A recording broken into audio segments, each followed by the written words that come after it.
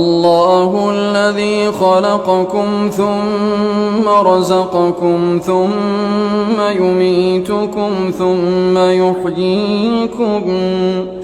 هل من شركائكم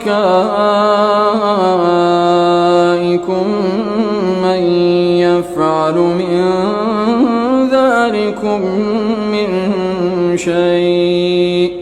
سبحانه وتعالى عما يشركون